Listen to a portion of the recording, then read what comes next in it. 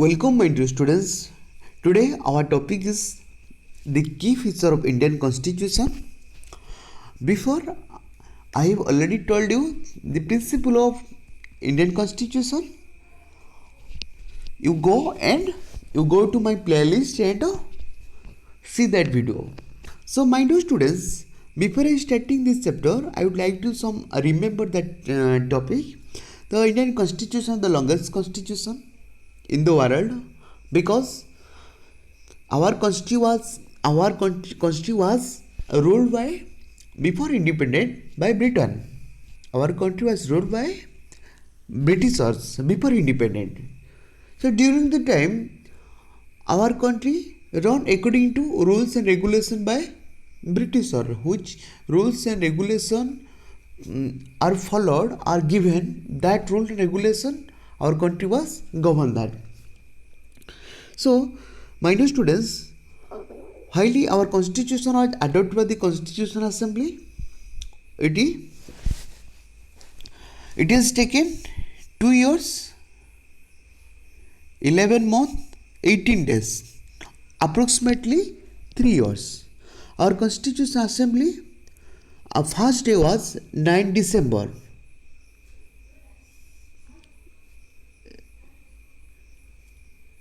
9 December 1946. It was the first day. First, Dr. Satyanarayana Sinha was the temporary president of that day. After 2 days, 11 December, Dr. Rajendra Prasad was the permanent president of our Constitution Assembly. Whatever maybe I have already told you. So, my dear students, written constitution means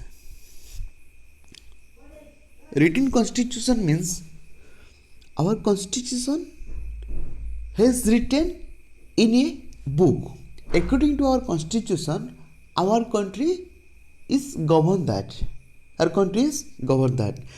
That means we cannot amendment easily. That everything has written in a book. That is called written constitution. Like India, the written constitution. If you go to UK is the unwritten constitution. They depend upon according status, custom, and convention. They can change. Second is rigidity as well as flexible. Indian constitution, rigidity as well as flexible. That means some parts of our constitution we can amend easily. Some parts of our constitution we cannot amendment easily. It takes 2/3 majority of parliament. That is called rigid as well as flexible. So that our constitution is considered that rigid as well as flexible. Third is federalism. Federalism students, that means federalism means which government at least two government, that is called federalism. That means that one government is central government, another government is state government. India has 3 government. One is central government, another is state government, another is local self government. Panchayat Raj system. Local self government means Panchayat Raj system. First is central government, state government, Panchayat government. My dear students, all government they can rule according to constitution. Constitution is provided special power. Okay, central government can do according to union list. State government can do according to state list. Okay, so concurrent list, central government as well as state government. So that means federalism means that our constitution giving power different central government, state government, and local self government. That means Panchayat Raj system. That is called federalism system. Fourth is parliament base of government. Parliament form of government students which government, there are two types of government. One is parliament, another is presidential, government. So America is the presidential government, Britain is the parliamentary system government. Now, Britain and India is the parliamentary system government. India has borrowed parliamentary system government from Britain. So parliamentary system of government, the head is PM. Presidential government is head is president. Like America, who is the president of America? Donald Trump. He is the head of the country, head of the state. Exactly, he is the real head of the PM. So my dear students, you know parliament. Parliamentary system of government. Government has three organs. One is legislative, another is executive, third is judiciary. So my dear students, parliamentary system of government, legislative and executive relation is bonding. Executive is the responsible of legislative. Executive is the responsible of legislative. You know, legislative body, parliament is the legislativity, upper house, lower house and president. All rules and regulation passed by legislative body. Which rules and regulation passes by legislative body, that rules and regulation should be implemented by executive.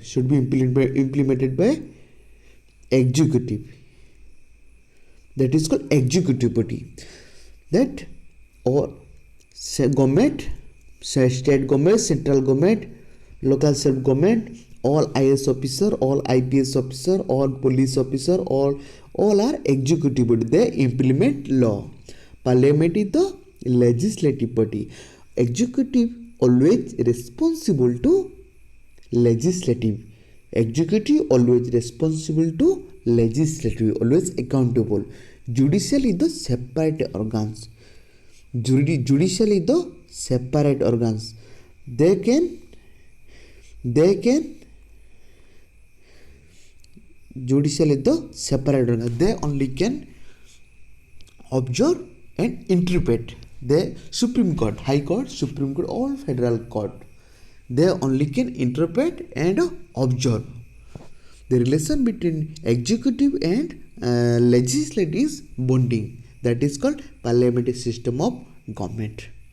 Okay. Fourth,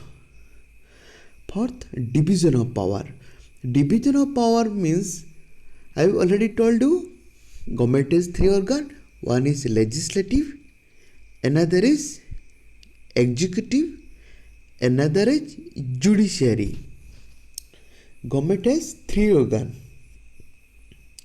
So our constitution gives power different. Some power gives to legislative, some power gives to executive, some power gives to judiciary. Okay, so my dear students, so we know our parliament is the legislative body. Our parliament is the legislative body. They can pass law. They form law. They can pass law. Executive only implement the law.